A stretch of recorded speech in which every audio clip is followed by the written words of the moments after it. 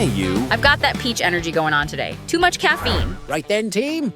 We've been digging through the latest and quirkiest games hitting the Switch and Switch 2. And let me tell you, some of these are proper gems. So we each picked one game to shout about or complain about. No spoilers yet. Let's jump in. I'm going to pronounce this wrong, but I can't help it. Cato is a proper brain-teasing delight. You play as a cat and a piece of toast stuck together. And yes, it's as weird as it sounds. But the movement puzzles are clever and rewarding. It's got that perfect just one more level pull, and it never feels too punishing. The visuals are soft and friendly, and the soundtrack is nice and chill. It's a perfect game to unwind with, even while your brain's working overtime. I loved the calm vibe. And having a cat as half the main character? Instant buy from me. The toast part's just a bonus. Reminds me of old grid puzzlers just with extra carbs. Feels fresh though. I'm into it. I kept flipping the wrong way, but I didn't even care. It's too cute to stay mad at. Right?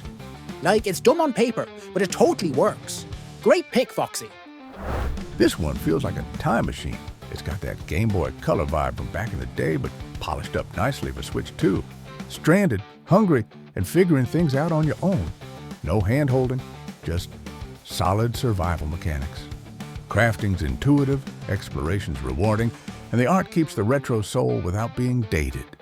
It's looking like one of those slow burn games you get lost in for hours, if they nail the pacing. I wasn't sure at first, but yeah, it's got a nice loop. Not flashy, but proper satisfying. It scratched my Stardew itch a little, but with more danger. I just hope it doesn't get too grindy. I want to see what they do with co-op. If we can team up and not eat each other, I'm in. Survived 3 days, then got knocked out by a coconut. 10 out of 10 realism. Star Overdrive is absolute mayhem in the best way. You're piloting some kind of Back to the Future hoverboard, tearing through hordes of enemies with flashy lasers and thumping music. It plays fast, feels tight, and gives you that arcade rush where your hands are ahead of your brain. There's just enough Zelda-style exploring, strategy, and upgrades, but it looks like it's not trying to be too complicated. It's here for a good time.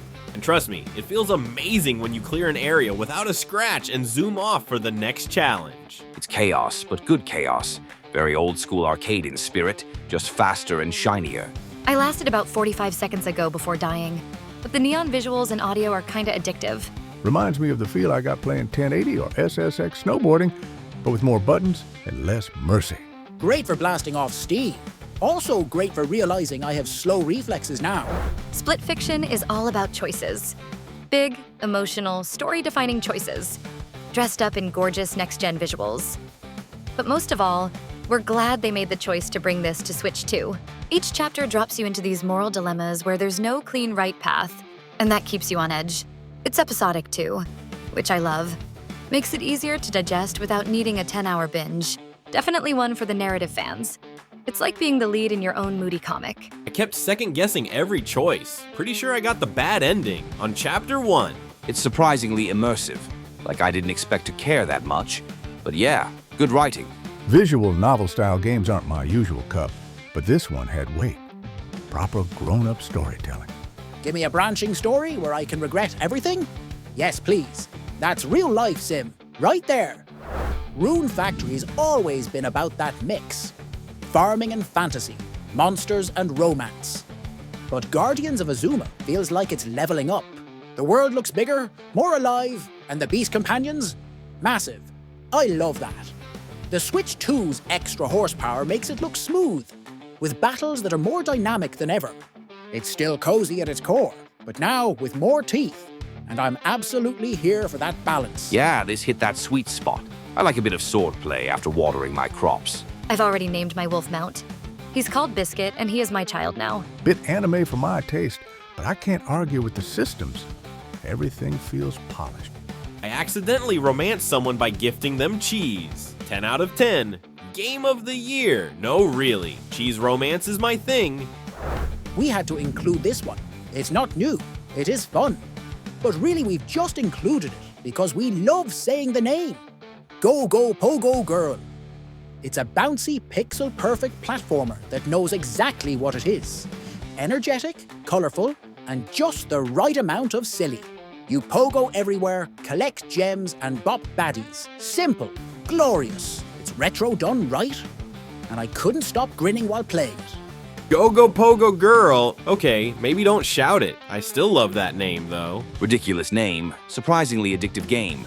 Let's hear it again for Go PogoGirl. I'll be humming the music for days. You've cursed me. You go Pogo Girl. Not much depth, but a lot of bounce, and sometimes that's enough.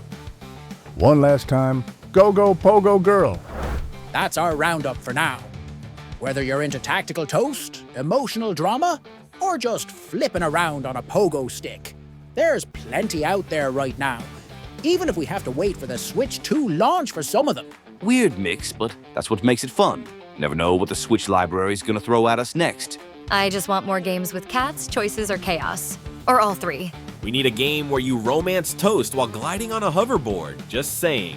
Well, I don't know about you, but I need to lie down in a quiet room with no lasers. Right then, keep your Joy-Cons charged and your backlogs reasonable, or not. Who are we kidding? We're always gonna have a backlog of games to review on Zooranado. Catch ya next time, folks.